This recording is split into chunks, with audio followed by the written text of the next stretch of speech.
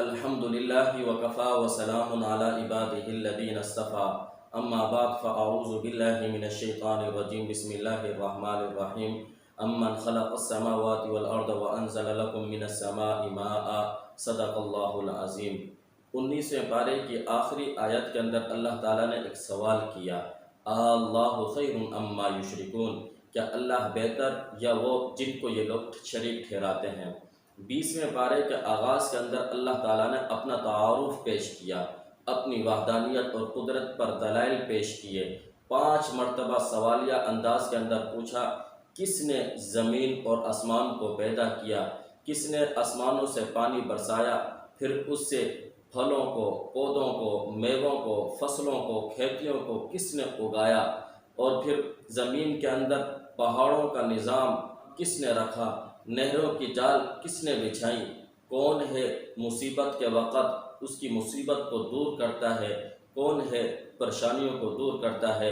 اِلٰہٌ مع اللہ، کیا اللہ کے ساتھ کوئی اور بھی شریک ہے؟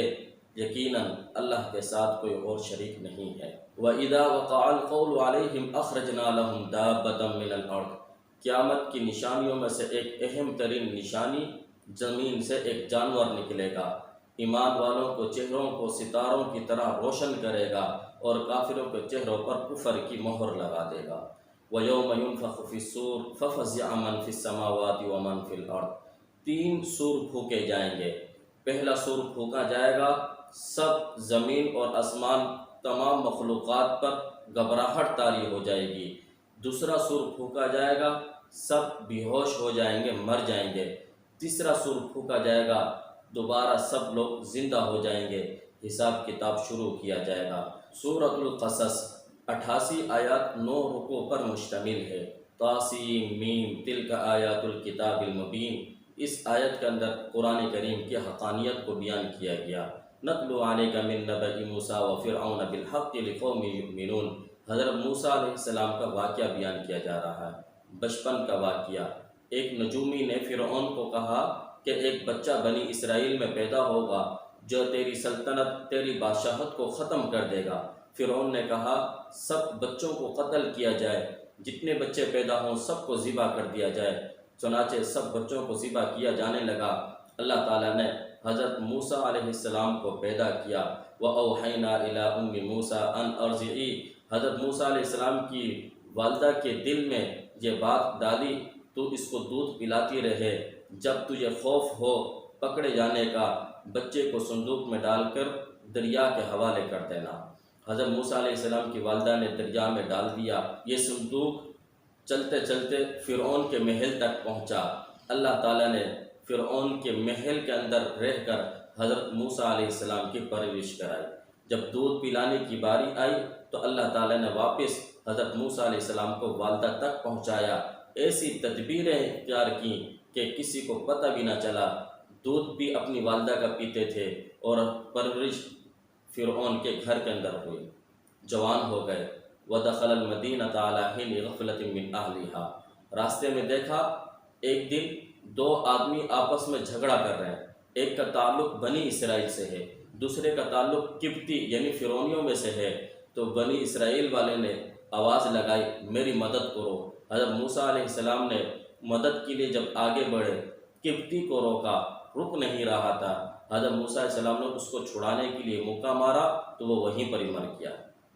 دوسرے دن پھر حضرت موسیٰ علیہ السلام شہر میں گئے، دیکھا وہی شخص کسی اور کے ساتھ جھگڑا کر رہا ہے۔ تو حضرت موسیٰ علیہ السلام کو اس نے دوبارہ آواز لگائی، مجھے بچاؤ۔ تو حضرت موسیٰ علیہ السلام نے کہا آج پھر جھگڑا کر رہا ہے، اس کا مطلب یہ ہے کہ تو شریر ہے، شرارت تیری طرف سے ہے۔ تو اس آدمی نے فوراً کہا کہ اچھا آپ مجھے قتل کرنا چاہتے ہیں، جیسے آپ نے کل دوسرے شخص کو قتل کیا تھا۔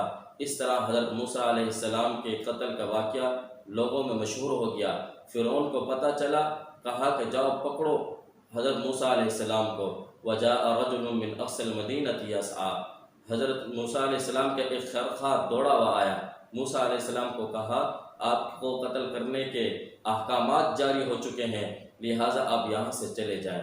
حضرت موسیٰ علیہ السلام نے مصر سے مدین کی طرف جانے کا رخ کیا اور مدین چلے گئے۔ وَلَمَّا وَرَدَ مَاءَ مَدْيَنَ، حضرت موسیٰ علیہ السلام جب مدین کے کنویں پر پہنچتے ہیں، وہاں دیکھا تو لوگ اپنی بکریوں کو پانی پلا رہے ہیں۔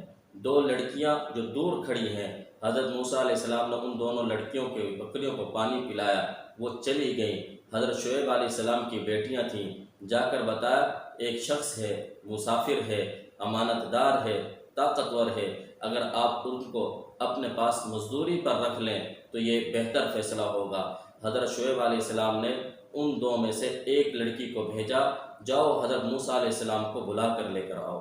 حضرت موسیٰ علیہ السلام حضرت شعیب علیہ السلام کے پاس پہنچے تو حضرت موسیٰ علیہ السلام کو حضرت شعیب علیہ السلام نے کہا کہ میں ان دو میں سے ایک لڑکی کا نکاح آپ کے ساتھ کرتا ہوں، لیکن اس شرط پر کہ تمہیں 8 سال تک یہیں پر بکریاں چرانی پڑیں گی، اور اگر 10 سال کرو تو تمہاری مرضی ہے۔ حضرت موسیٰ علیہ السلام نے اس شرط کو منظور کر لیا، نکاح ہو گیا، اور پھر 10 سال کے بعد واپس مصر کی طرف جب جانے لگے، راستے کے اندر جنگل کے اندر سردی بھی تھی، ٹھنڈ بھی تھی، حضرت موسیٰ علیہ السلام کی اہلیہ وہ امید سے بھی تھی، تو حضرت موسیٰ علیہ السلام نے دور سے دیکھا ایک آگ جلتی ہوئی نظر آ رہی ہے۔ موسیٰ علیہ السلام اس آگ کو لینے کے لیے وہاں پر پہنچے تو وہاں پر حضرت موسیٰ علیہ السلام کو نبوت مل گئی۔ حضرت موسیٰ علیہ السلام نے فرعون کو جا کر توحید کی دعوت دی، نتیجہ اللہ تعالیٰ نے حضرت موسیٰ علیہ السلام اور ان پر ایمان لانے والوں کو نجات دی، اور فرعون اور اس کے ماننے والوں کو سب کو ہلاک کر دیا۔ وما كنت بجانب الغربی اذ قضینا الی موسیٰ الامر وما كنت من الشاہدین۔ اس آیت کے اندر جناب رسول اللہ صلی اللہ علیہ وسلم کی رسالت کو ثابت کیا جا رہا ہے کہ جب اللہ تعالیٰ نے حضرت موسیٰ علیہ السلام کو کوہ طور پر نبوت عطا کی، حضرت موسیٰ علیہ السلام کا مصر سے مدین کی طرف جانا، مدین سے واپس کوہ طور پر آنا، نبوت کا ملنا، اور پھر معجزے کے طور پر عصا اور ید بیضاء کا ملنا، ان تمام واقعات کا اس وقت جب یہ واقعات ہوئے، نبوت حضرت موسیٰ علیہ السلام کو ملی، اللہ فرماتے ہیں آپ اس وقت موجود نہیں تھے۔ جب اس وقت موجود نہیں تھے، ان تمام واقعات کی خبر آپ دے رہے ہیں، تو اس سے پتہ چلا یہ وحی کے ذریعے سے آپ کو معلوم ہوتی ہے آپ اللہ کے نبی ہیں۔ ان قارون کان من قوم موسیٰ، قارون کو اللہ تعالیٰ نے مال اور دولت دی، یہ اپنے مال پر اتراتا تھا، تکبر کرتا تھا۔ جب اسے کہا جاتا اس مال میں سے زکوٰۃ ادا کر تو کہتا قال انما اوتیتہ علی علم عندی، یہ سارا میں نے اپنے بل بوتے پر کمایا ہے، اپنے ہنر سے، اپنے تجربے سے، اپنی محنت سے کمایا ہے۔ تو اللہ تعالیٰ نے فخسفنا بہ وبدارہ الارض فما کان لہ من فئۃ ینصرونہ من دون اللہ وما کان من المنتصرین۔ قارون کو اس کے مال اور دولت سمیت اس کو زمین کے اندر دھسا دیا۔ اللہ فرماتے ہیں نہ اس کی جماعت، نہ اس کے نوکر، نہ اس کا مال، نہ اس کا خزانہ اس کی کچھ مدد کر سکا۔ آخر کے اندر اللہ تعالیٰ نے فرمایا کل شیء ہالک الا وجہہ۔ موسیٰ علیہ السلام کا واقعہ دیکھیں، فرعون کو اللہ نے غرق کر دیا، قارون کو زمین کے اندر خزانوں سمیت دھسا دیا، سب چیز ہلاک ہونے والی ہے، صرف اللہ کی ذات ہمیشہ ہمیشہ کے لیے باقی رہنے والی ہے۔ سورۃ العنکبوت 69 آیات 7 رکوع پر مشتمل ہے۔ الف لام میم احسب الناس ان یترکوا ان یقولوا آمنا وهم لا یفتنون۔ کیا لوگوں نے یہ سمجھ لیا صرف زبان سے یہ کہہ دینا کہ ہم ایمان لے آئے، ان کو آزمائش میں مبتلا نہیں کیا جائے گا؟ نہیں، بلکہ ان سے پہلے لوگوں کو بھی آزمائش میں مبتلا کیا گیا تاکہ حق اور باطل کے درمیان میں امتیاز ہو جائے، مومن اور منافق کے درمیان میں فرق معلوم ہو جائے، تاکہ کھرے اور کھوٹے کے درمیان میں فرق معلوم ہو جائے۔ بطور دلیل کہ اللہ تعالیٰ نے حضرت نوح علیہ السلام، ابراہیم، اسحاق، لوط، شعیب، موسیٰ علیہ السلام کے واقعات کو اجمالی طور پر بیان کیا۔ ان تمام انبیاء علیہ السلام، ان کے ماننے والوں پر آزمائشیں آئیں، یہ اپنی آزمائشوں کے وقت ثابت قدم رہے، اور جو ان کے خلاف تھے اللہ نے ان سب کو ہلاک کر دیا۔ فَمِنْهُمْ مَنْ أَرْسَلْنَا عَلَيْهِ حَاصِبًا وَمِنْهُمْ مَنْ أَخَذَتْهُ الصَّيْحَةُ وَمِنْهُمْ مَنْ خَسَفْنَا بِهِ الْأَرْضَ وَمِنْهُمْ مَنْ أَغْرَقْنَا۔ کسی کو پر پتھروں کی بارش ہوئی، کسی کو چیخ کے ذریعے سے ہلاک کیا گیا، کسی کو زمین میں دھسا کر ہلاک کیا گیا، کسی کو دریاؤں کے اندر غرق کر کے ہلاک کیا گیا۔ ان اوہن البیوت لبیت العنکبوت، یہ بتلایا جا رہا ہے کافر اللہ کو چھوڑ کر جن معبودوں کی عبادت کرتے ہیں ان کی مثال مکڑی کی گھر کی طرح ہے۔ جس طرح مکڑی کا گھر سب سے کمزور ترین گھر ہوتا ہے، سردی سے، گرمی سے، ہواؤں سے وہ نہیں بچا سکتا، اسی طریقے سے جن کو یہ کافر پکارتے ہیں وہ ایسے ہی نہ ان کو نفع پہنچا سکتے ہیں نہ نقصان پہنچا سکتے ہیں۔ کافروں کی تدبیریں، کافروں کی سازشیں مکڑی کے گھر کی طرح ہیں، یہ سب کی سب کمزور ہیں۔ جب حق کی ایک ضرب لگے گی یہ ساری تدبیریں، یہ ساری سازشیں، یہ ساری کی ساری دھری کی دھری رہ جائیں گی۔ اللہ تعالیٰ سے دعا ہے اللہ تعالیٰ ہمیں قرآن کو سمجھنے کی، اس پر عمل کرنے کی توفیق عطا فرمائے۔ وآخر دعوانا ان الحمد للہ